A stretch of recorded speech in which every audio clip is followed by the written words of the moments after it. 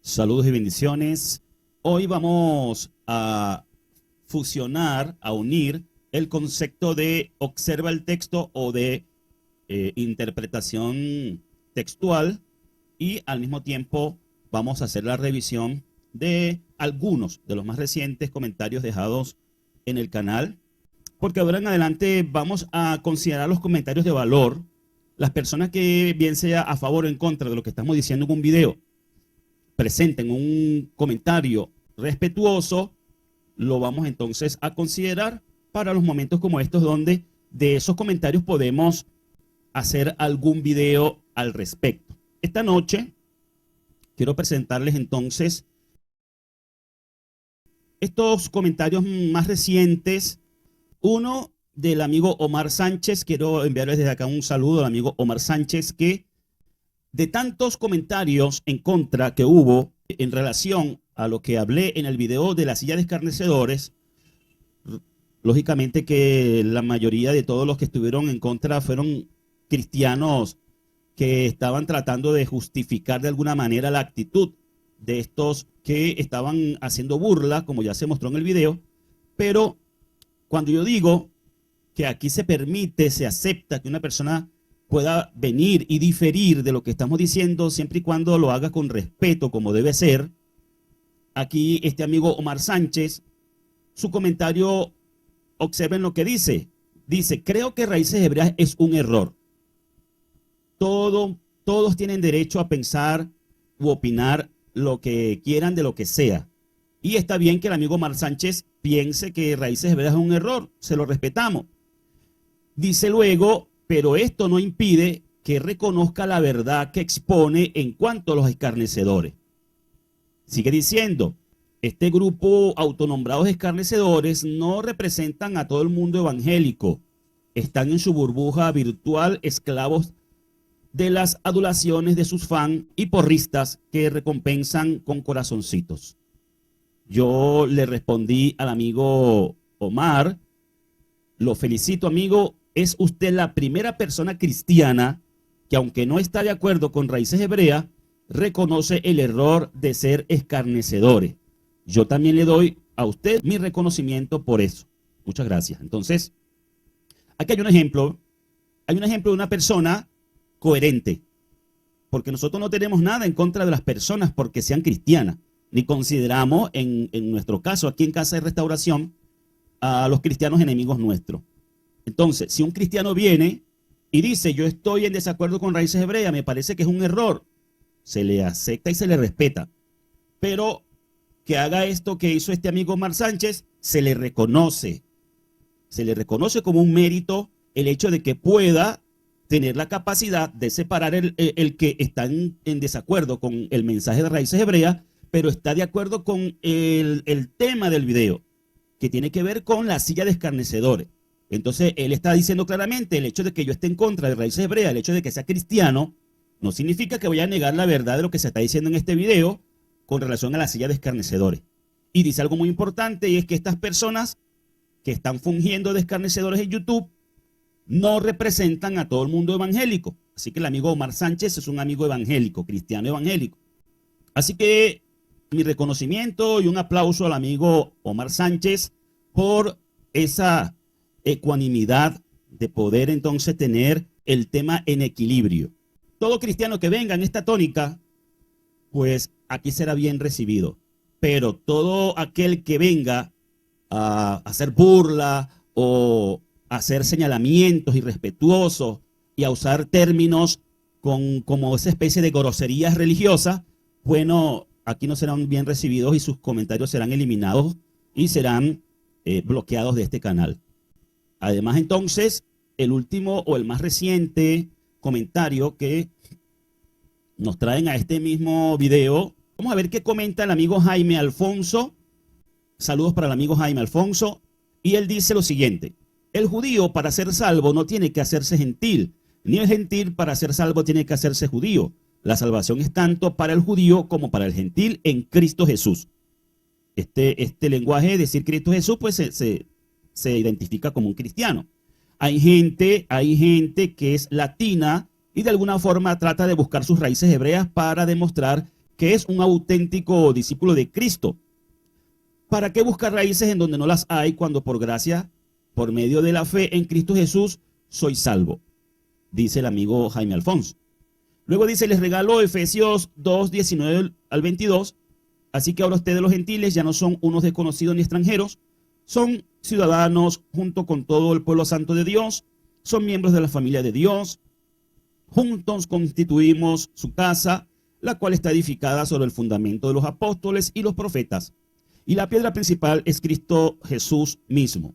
Estamos cuidadosamente unidos en Él y vamos formando un templo santo para el Señor.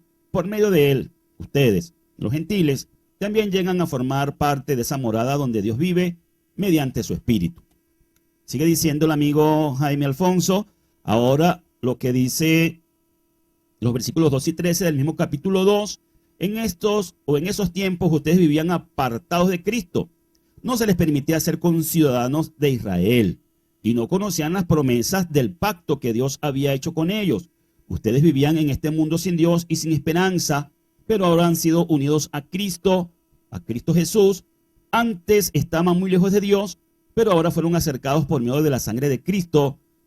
Y sigue diciendo ya para finalizar su comentario, no somos parte del pueblo de Dios porque seamos de alguna de las 12 tribus de Israel o por ser descendientes de Abraham de manera consanguínea. La palabra de Dios es clara, es solo por la sangre de Cristo Jesús. Bendiciones.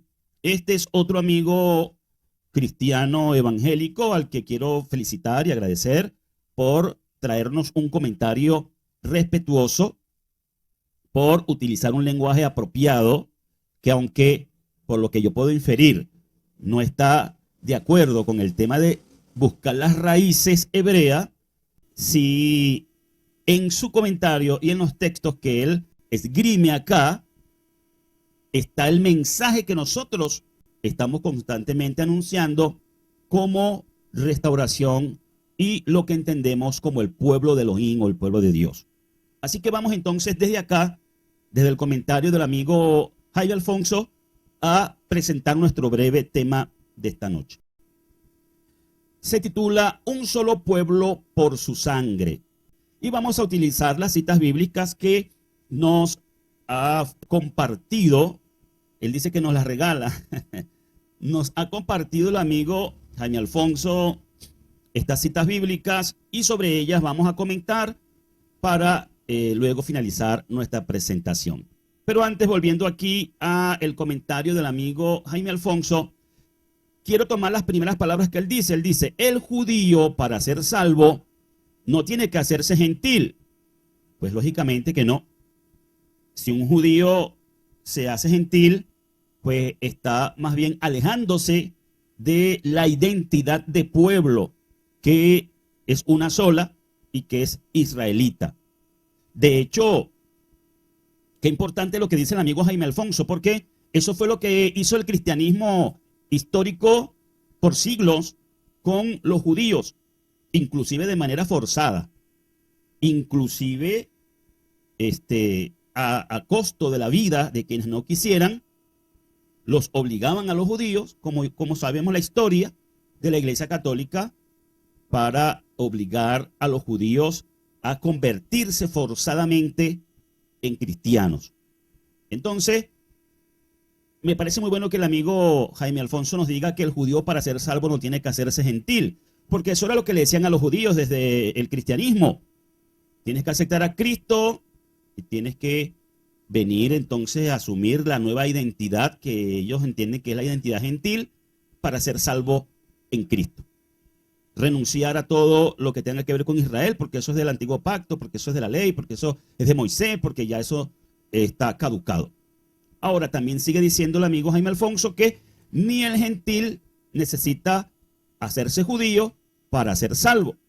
Y estamos totalmente de acuerdo con el amigo Jaime Alfonso en este punto, que es lo que también hemos nosotros criticado de mucha gente que enseña en raíces hebreas o que viene a raíces hebreas con el objetivo de hacerse judío, o donde lo que se presenta es la religión judía en sustitución básicamente de lo que es la fe mesiánica en Yeshua el Mesías. Entonces, estamos de acuerdo con el amigo Jaime Alfonso en estos dos puntos. El judío no tiene que dejar de ser judío cuando viene al Mesías Yeshua, como lo hacían o lo obligaban a hacer en el pasado, y tampoco el creyente de origen gentil tiene que usurpar la identidad o asumirse como judío, porque realmente no lo es.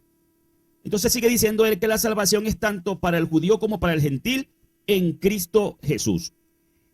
¿Sí? Estamos de acuerdo en ese punto también con el amigo aquí. Dice, esta parte que viene aquí, dice, hay gente que es latina y de alguna forma trata de buscar sus raíces hebreas para demostrar que es un auténtico discípulo de Cristo. Bueno, es importante decirle al amigo Jaime Alfonso y a todos los que nos escuchan que esto pues sucede en algunos, no en todos, ni es el concepto generalizado.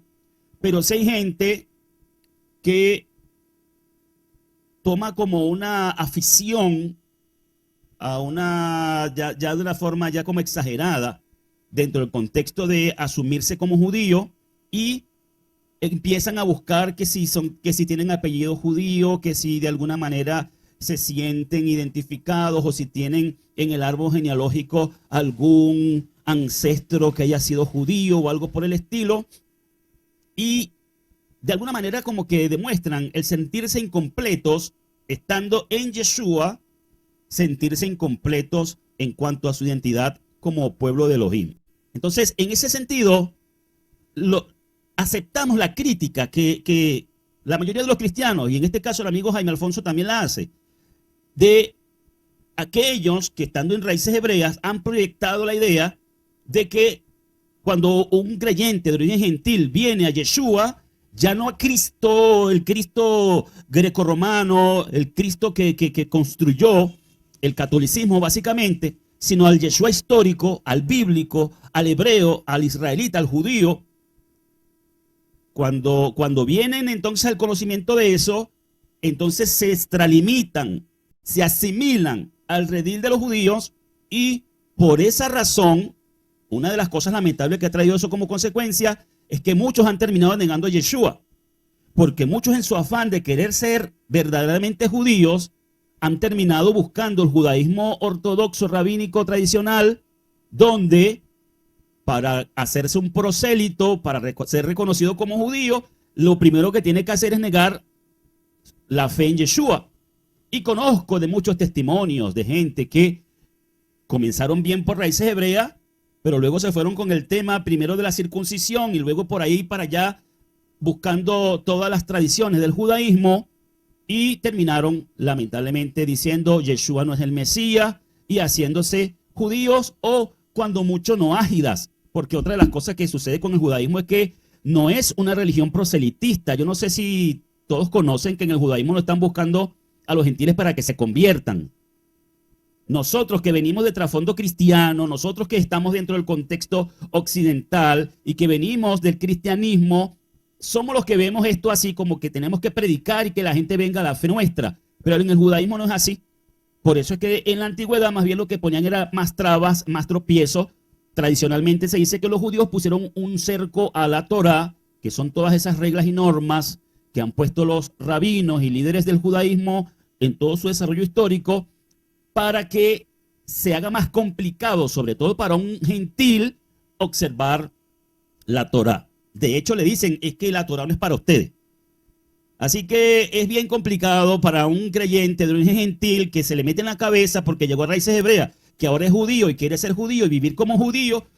Cuando quiere ir a una sinagoga, cuando quiere buscar a los judíos, entonces ellos le dicen, usted no, es como que le quitan el permiso, la autorización. Usted no está autorizado, básicamente lo que le dicen, para guardar la Torá.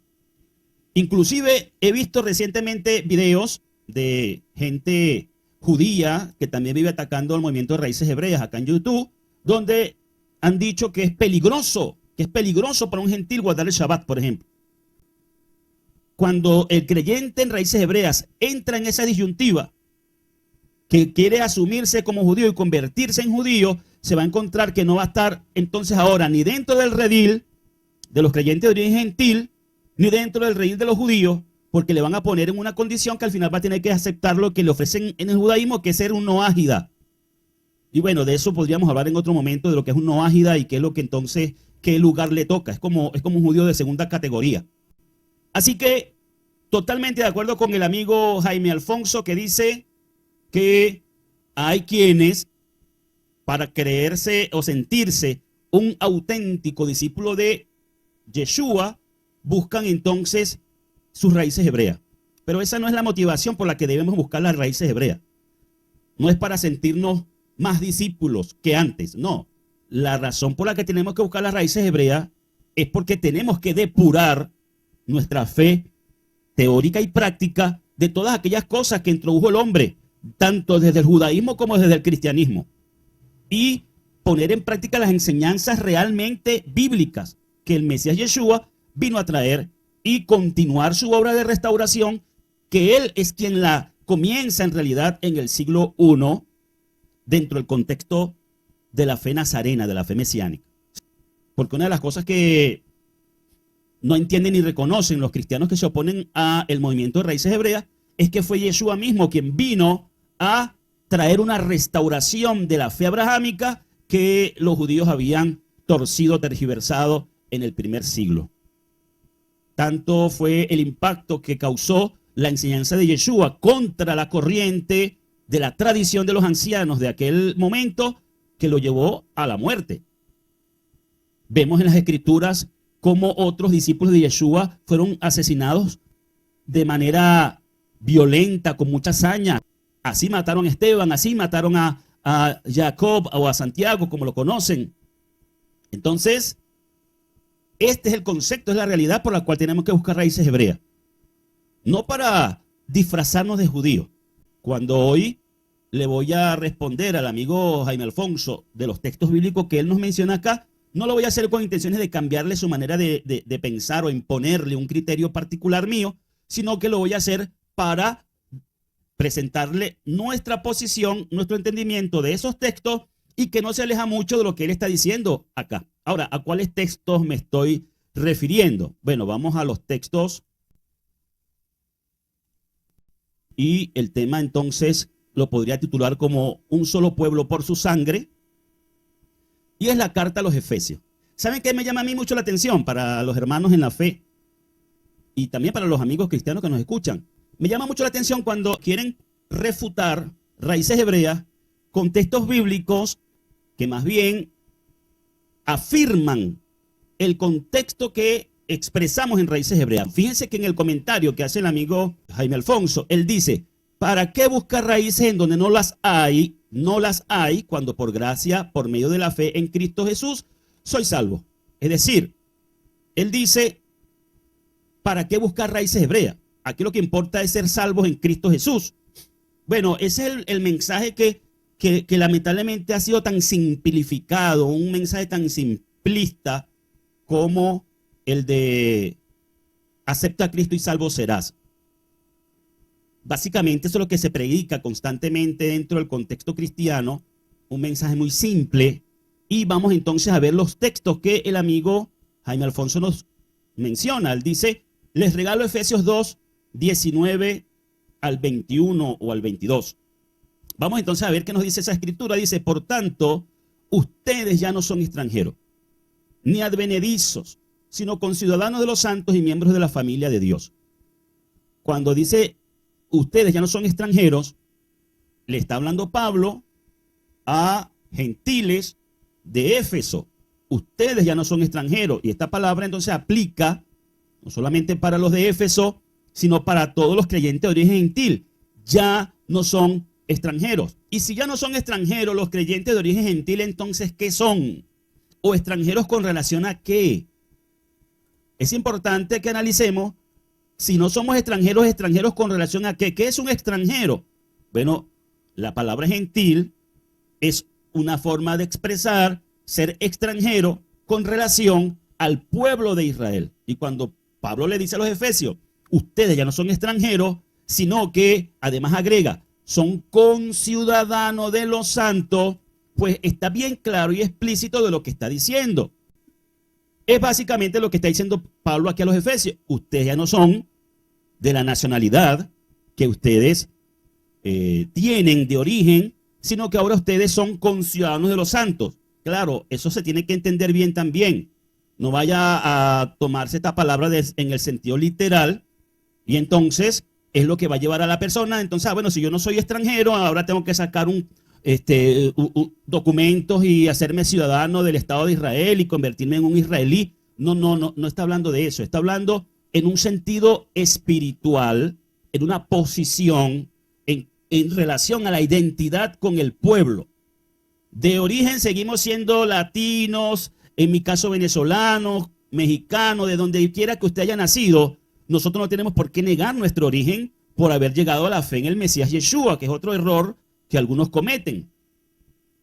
Entonces, nosotros seguimos siendo étnicamente de donde nosotros nacimos, pero en el sentido de la fe, en el sentido espiritual, hemos sido trasladados de un reino de tinieblas a un reino de luz, y lo mismo de una nacionalidad donde la cultura es el paganismo que está ligado al concepto de gentil.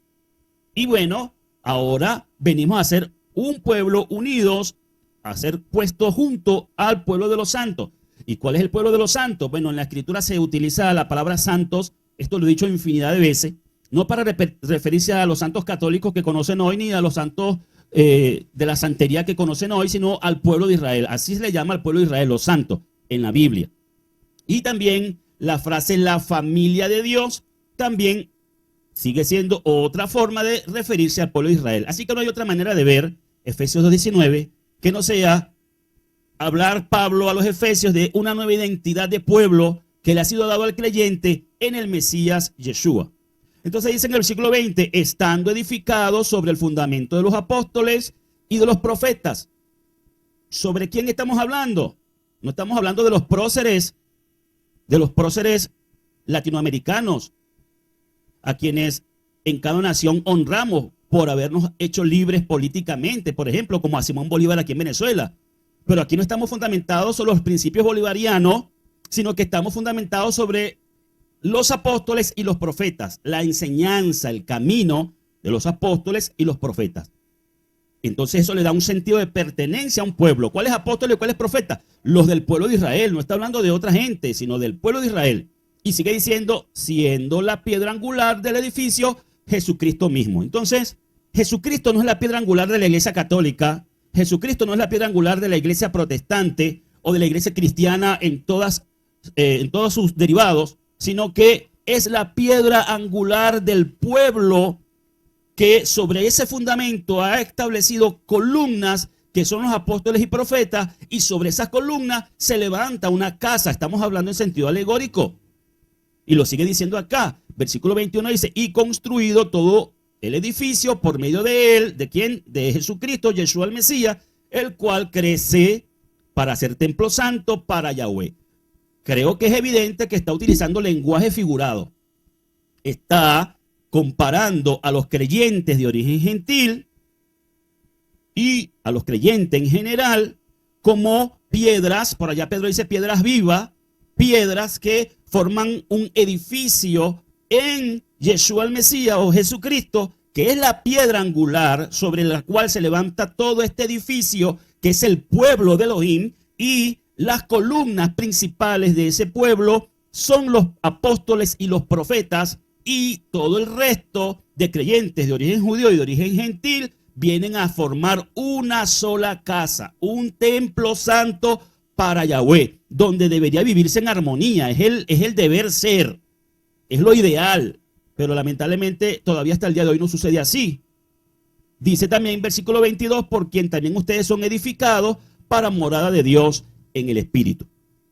Luego dice el amigo Jaime Alfonso, que nos regala además de estos versículos, los versículos 12 al 13 del mismo capítulo 2 de Efesios. ¿Qué dicen estos versículos? Dicen, por este tiempo ustedes estaban sin el Cristo y eran extraños a las costumbres de Israel. Qué interesante esta palabra. Miren, qué interesante. Y lo estoy diciendo en lenguaje cristiano, para que me entienda el amigo Jaime Alfonso y todo el cristiano que me escuche. Dice, hablándole Pablo a los creyentes de origen gentil de Éfeso y a todos los creyentes de origen gentil en general, por extensión, dice, por ese tiempo ustedes estaban sin el Cristo y eran extraños a las costumbres de Israel. Me gusta como lo dice la Pechita. Este texto es tomado del texto del Nuevo Testamento de la Pechita. Dice que eran extraños a las costumbres de Israel. Y además agrega, ajenos al pacto de la promesa, un gentil, una persona de las naciones que ha sido criado en una cultura donde se adora a dioses extraños, a los ídolos que tienen boca y no hablan, oídos tienen y no oyen, y todo lo demás que dice la Escritura acerca de los ídolos. Ellos no tienen conciencia del pacto de la promesa. ¿De qué pacto y de qué promesa estamos hablando? Díganme si en el cristianismo se estableció algún pacto o alguna promesa. Eso está hablando claramente del contexto de la relación de pueblo, de pacto entre el Creador y el único pueblo que fue elegido para establecer alianza, el pueblo de Israel. Entonces, ustedes estaban bien lejos de lo que significaba la historia de un pueblo que viene desde siglos en una figura de pacto con el Creador. Por ende, ustedes estaban sin esperanza y sin Dios en el mundo. Ustedes no tenían al Dios verdadero. ¿Qué se infiere de acá? Que una persona de las naciones que adora a dioses extraños, que adora a los ídolos, pues no está adorando al Elohim verdadero. Y que Elohim verdadero entonces es el que se mostró a través del pueblo de Israel. Dice el versículo 13, pero ahora por medio de Jesucristo, ustedes que antes estaban lejos, han sido acercados por la sangre de Cristo. Ahora bien, creo que esta palabra es bien clara. Ustedes que estaban lejos, ya sabemos de dónde y de quién, han sido acercados. ¿Acercados a quién? Porque aquí parece que se distorsiona un poquito el entendimiento del amigo Jaime Alfonso y de los cristianos en general, cuando dice han sido acercados por la sangre de Cristo. ¿Han sido acercados a quién? Está hablando en un contexto del pueblo de Israel, del cual éramos extraños, del cual estábamos lejanos. Hemos sido acercados por medio de la sangre de Cristo. Pero como aquí dice la sangre de Cristo, y en el cristianismo la sangre de Cristo es como un eslogan. De hecho, hay un cántico que recuerdo mucho de mis tiempos, en mis inicios en el cristianismo, que se canta mucho: la sangre de Cristo tiene poder, tiene poder. La sangre de Cristo es como un fetiche, ya en el pueblo cristiano evangélico, por ejemplo. Entonces la sangre de Cristo representa otra cosa distinta en el cristianismo a lo que está diciendo Pablo acá. La sangre de Cristo nos habla de la alianza nueva, de la alianza que rompió, que derribó la pared que separaba a ambos pueblos para hacer de esos dos pueblos uno solo, como nos lo dice aquí en el versículo 14. Porque Él es nuestra paz, aquí lo dice, porque Él es nuestra paz, que de ambos hizo uno, derribando el obstáculo que se interponía. Entonces había un obstáculo que era: ustedes no tienen pacto, ustedes están fuera de la alianza. Eso impedía. De hecho, los judíos del primer siglo hacían todo lo posible por evitar que un gentil llegara a la alianza. Y por eso era que el Mesías le dijo en una oportunidad: ustedes hacen a un prosélito más hijo del infierno o de la perdición de lo que era antes. Porque es que en realidad la intención de ellos no era salvar a los gentiles. Uno de los graves errores del pueblo de Israel históricamente ha sido el creer, y todavía hasta el día de hoy, que ellos son exclusivamente los únicos que están reservados para el reino y para todas las promesas que no terminan de aceptar esta palabra. El celo que despierta el creyente de origen gentil es en ese sentido. Fíjense algo muy importante, y con esto termino. Una de las cosas que hace despertar el celo de los judíos es que un creyente de origen gentil, un no judío, sea colocado en la posición de él, tenga parte en la alianza, pueda guardar la Torá, el Shabbat y ser llamado hijo de Elohim. Es lo que a ellos les revienta y les molesta, porque consideran que no estamos en condición ni somos dignos de tener eso. Pero si un creyente de origen gentil busca hacerse judío, jamás despertará ningún celo de ellos, porque lo que va a hacer es asimilarse, Y si llegara a conseguir el objetivo de que le sean aceptados, de ser aceptado como judío, esa será su recompensa. Que lo acepten como judío. ¿Qué celo puede despertar un prosélito a los judíos? ¿Van conmigo en la idea? Entonces, por eso no puede ser convertirse al judaísmo, venir a raíces hebreas. Se pierde el contexto y el concepto de llamar a celos al pueblo judío, al pueblo de Israel.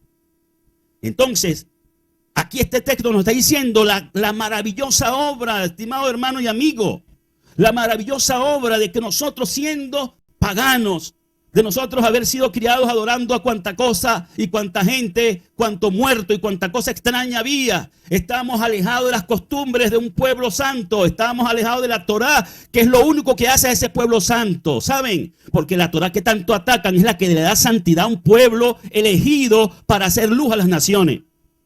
Ese pueblo de Israel sin la Torá no es nada. Porque el más vil y menospreciado del mundo escogió Elohim para avergonzar a los sabios del mundo. Y eso vil y menospreciado es Israel. Israel étnicamente, Israel como nación, Israel como pueblo, no era la gran cosa. No era la mejor civilización. No era el pueblo más agradable. De hecho, Yahweh estuvo a punto de eliminarlo varias veces. Si no hubiese sido por la intervención de Moisés, bueno, no habría existido más pueblo de Israel en el desierto. Entonces, ahora, nosotros que estamos bien lejos, bien perdidos, sin siquiera de esperanza de salvación, pues hemos sido puestos en el mismo estatus, en el mismo nivel, les duela a los judíos o no, en el mismo nivel de hijos. Y esto no es por obra de carne y sangre, esto no es por genealogía, esto no es por apellido, esto es por una obra del Espíritu sobrenatural, por el Espíritu de adopción que nos ha sido dado. Ahora somos pueblo de Elohim, somos hijos de Elohim y estamos para la alianza, preparados para el reino que viene. ¿Ven lo interesante y lo tremendo que está revelado en este capítulo 2 de Efesios? Entonces no es simplemente que no necesito buscar las raíces hebreas porque ya tengo a Cristo y por la sangre de Cristo, bueno, ahora soy cristiano, voy a la iglesia, ya soy salvo. No, ese es un mensaje muy simple, muy simplista, que hay una gran profundidad de lo que hemos recibido nosotros por gracia.